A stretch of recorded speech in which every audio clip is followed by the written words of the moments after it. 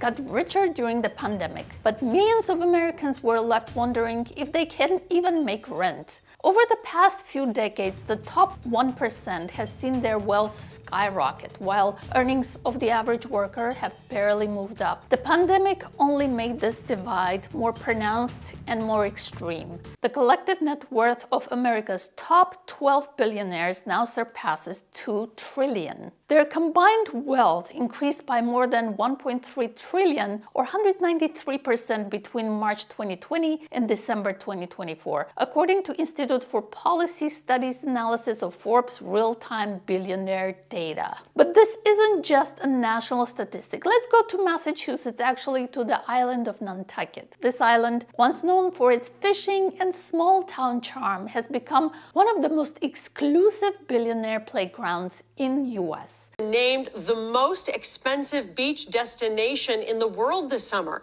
This is according to a new survey by Travel Mag. The popular vacation spot got the rating based on the cost of lodging alone. This tiny island is just 14 miles long, 48 square miles.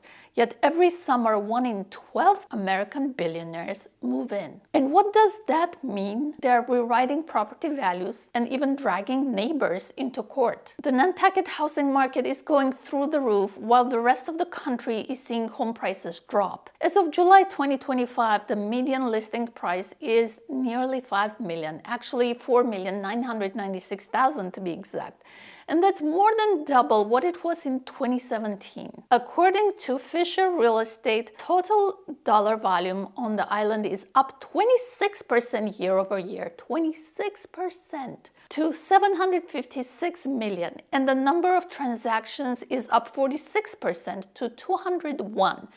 To put that in context, that's not just a bump, it's a tidal wave. In the first quarter of 2025, 79 homes sold for a total of $266 million. That's a 65% increase in units sold and a 28% hike in dollars compared to last year.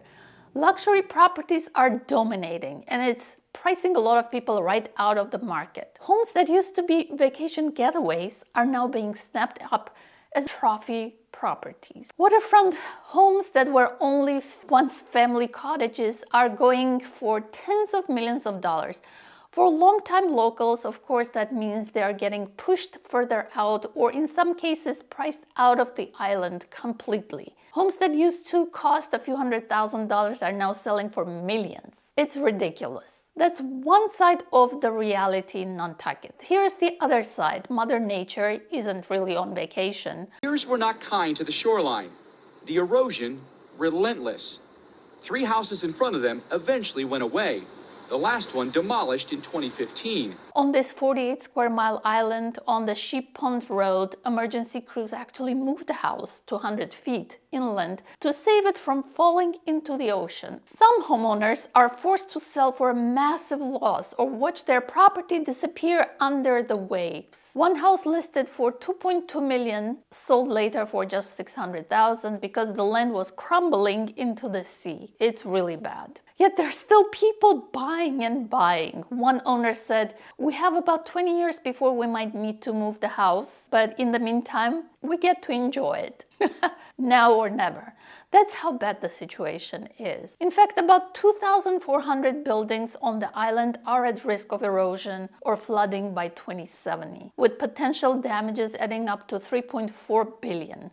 Nantucket has a $1 billion coastal resilience plan in place, hoping to brace the island, but it's not guaranteed to work. Realtor.com article here says, despite headlines about beach erosion and plummeting valuations, the island is still highly desirable. And 2025 has thus far been a record one for sales. But it's not just about the money. It's also about battles that come with it. One person, probably a billionaire, for example, cut down trees on the neighbor's property when they were not home. Then he put his house on the market for $10 million, and in the description he wrote, "amazing ocean views." That move sparked a bitter legal fight, one that could drag on for years in court, and I'm sure the wealthy neighbor will win because of his unlimited wealth, and the person who lost the trees can't even sell their house for the market price because because of the ongoing legal battle. And this situation is not unusual in Nantucket. These days, disputes between neighbors aren't about fences or noisy dogs. They're about multi-million-dollar views and who controls the landscape. For families who've lived here in Nantucket for generations, the shift is changing everything. Some are cashing out, selling their homes at record highs, and some are moving away. They are frustrated watching their community transform into just an exclusive playground for ultra-wealthy,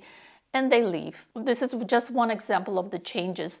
Homeownership became the biggest wealth divider. In 2022, the median homeowner had about $400,000 in net worth compared to just $10,400 for the median renter, almost 40-to-1 gap in US. Gentrification is accelerating this shift nationwide. In cities like Atlanta, corporate investors now own 40% of single-family homes, driving up prices, displacing long-time residents. Similar trends are playing out in other major metros across the US. Now let's go to Bozeman, Montana. Here's an article in Daily Montanan.